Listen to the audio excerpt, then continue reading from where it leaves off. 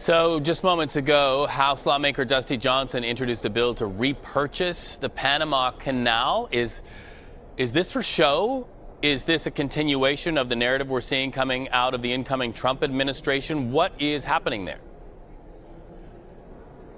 Well, obviously, we know a lot of attention has been focused on the Panama Canal, given the President-elect Trump's recent comments around potentially trying to take it back over. Of course, we know Panama retains control of the canal currently, but under this new legislation presented by Dusty Johnson, who is a pretty strong China hawk, his main concern in terms of introducing this legislation is he feels that China has too many potential interests down there, that is of concern, particularly in such a critical juncture where so many shipping vessels must pass through. So from that standpoint, this legislation could potentially lay the groundwork for the United States to purchase back the Panama Canal if that is a course of action that the president-elect decides to take. Now, while it does have a number of co-sponsors, whether or not this moves forward or is more just kind of a symbolic gesture in light of the president's stance is something we continue to watch.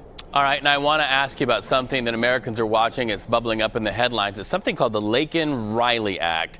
Asking because Democrats, some of them are signaling now they are on board. What is that act, and is this seen as a win for day one of the Republican Trump administration?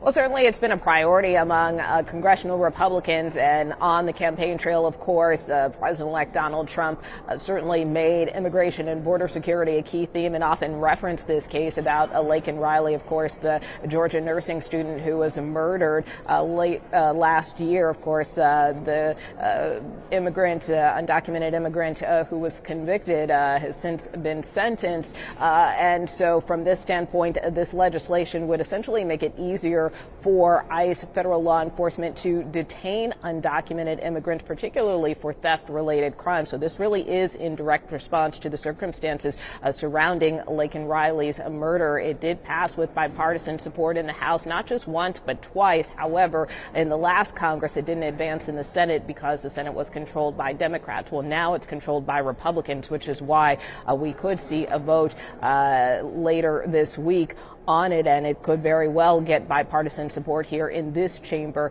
as well. So from that standpoint, it would be a significant win for congressional Republicans who have been pushing this measure for some time now. Viewers to CBS News 24/7 will remember we carried live the arguments for the sentencing of Laken Riley's killer from her own family. It is fresh on our minds. Nikole Killion, thank you so much for updating us there on Capitol Hill.